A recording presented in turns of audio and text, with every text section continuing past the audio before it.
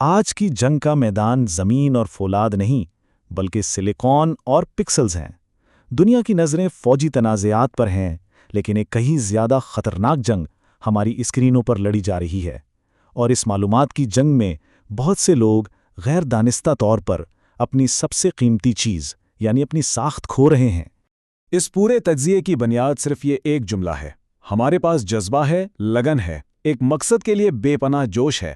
لیکن ڈیجیٹل دور کا اصول سیدھا ہے: حکمت عملی کے بغیر جذبات شکست ہیں۔ جوش کو کمزوری نہیں بلکہ ایک سوچا سمجھا ہتھیار بننا چاہیے۔ تو آئیے اس غیر مری میدان جنگ کو سمجھتے ہیں۔ یہاں لڑائیاں معلومات، تاثرات اور الگورتھم سے جیتی جاتی ہیں۔ 2023 کا اسرائیل حماس تنازع صرف ایک فوجی جھڑپ نہیں تھی، یہ ایک مکمل معلوماتی جنگ تھی جہاں اصل انعام عالمی رائے عامہ کو جیتنا تھا۔ ایک بات ذہن میں رکھنا بہت ضروری ہے کہ سوشل میڈیا کوئی غیر جانبدار جگہ نہیں ہے، یہ ایک ڈیجیٹل میدان جنگ ہے۔ اور اس میدان جنگ میں ہوتا کیا ہے؟ یہاں لوگوں کا شدید جذباتی لگاؤ جب حکمت عملی کے بغیر استعمال ہو تو وہ ایک کمزوری بن جاتا ہے، ایک ایسی کمزوری جس کا مخالفین بھرپور فائدہ اٹھاتے ہیں۔ لیکن سوال یہ ہے کہ آخر غلط معلومات اتنی آسانی سے جیت کیسے جاتی ہے؟ اس کا جواب کسی سازش میں نہیں بلکہ پلیٹ فارم کے اپنے الگوریدم کے کھیل میں چھپا ہے۔ یہ ایک پورا سسٹم ہے۔ آئیے دیکھتے ہیں کہ یہ سسٹم کام کیسے کرتا ہے۔ اس کو کہتے ہیں الگورتھمک ایمپلیفیکیشن۔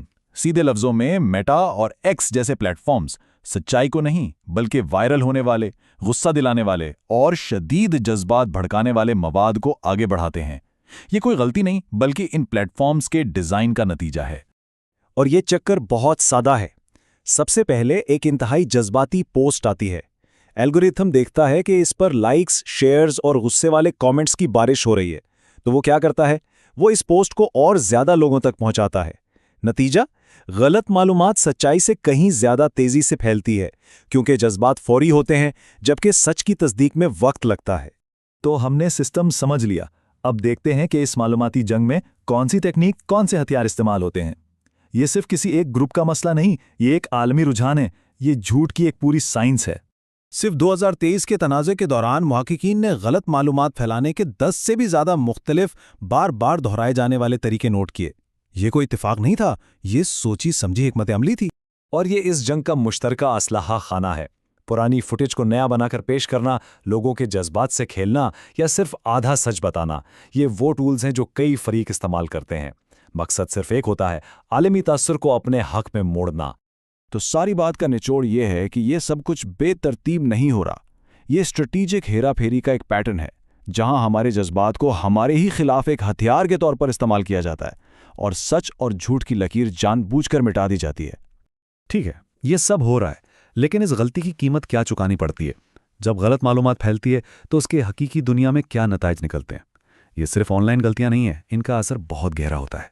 جب بھی کوئی غیر تصدیق شدہ مواد شیئر ہوتا ہے تو ساکھ ختم ہو جاتی ہے، اصل کہانی مسخ ہو جاتی ہے، بین الاقوامی سطح پر اثر و رسوخ کم ہو جاتا ہے، اور جو جائز خدشات ہوتے ہیں انہیں بھی آسانی سے جھوٹ کہہ کر مسترد کر دیا جاتا ہے۔ یعنی ہر غلط شیئر انجانے میں اپنے ہی مقصد کو کمزور کرتا ہے۔ اور یہاں ایک اور بڑا مسئلہ ہے: سسٹم کا فرق۔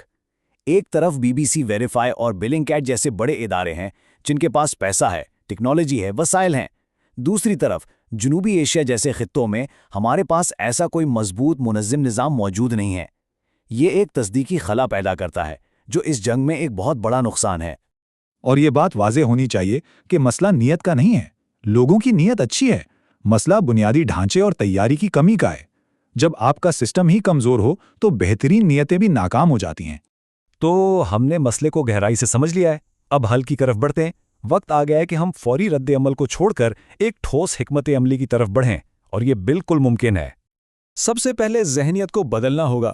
جذباتی ہو کر فوراً شیئر کرنے اور وائرل ہونے کی دوڑ سے نکل کر ہمیں ایک ایسی حکمت عملی اپنانی ہوگی جہاں تصدیق پہلے ہو اور ساخت بنانا اولین ترجیح ہو۔ اس اسٹریٹجک روڈ میپ کے 3 بنیادی ستون ہیں۔ پہلا، ڈیجیٹل خواندگی کی تعلیم میں سرمایہ کاری کرنا۔ دوسرا، اپنے آزاد فیکٹ چیکنگ نیٹ ورکس بنانا۔ اور تیسرا، اوپن سورس انٹیلیجنس یعنی OSINT اور میڈیا کی تصدیق کے ماہرین تیار کرنا۔ یہ ہمارے ڈیجیٹل مستقبل کے لیے ایک ضروری سرمایہ کاری ہے۔ اور یہ سب کیوں ضروری ہے؟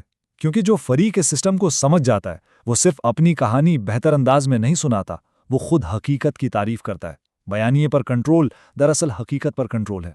تو آخر میں سوال صرف ایک رہ جاتا ہے۔ اس معلومات کی جنگ میں ہر کوئی ایک کردار ادا کر رہا ہے۔ سوال یہ ہے کہ کیا ہم الگورتھم کا استعمال ہونے والا گولہ بارود بننا چاہتے ہیں یا سچائی کے لیے لڑنے والا ایک حکمت عملی ساز؟ انتخاب ہمارا ہے۔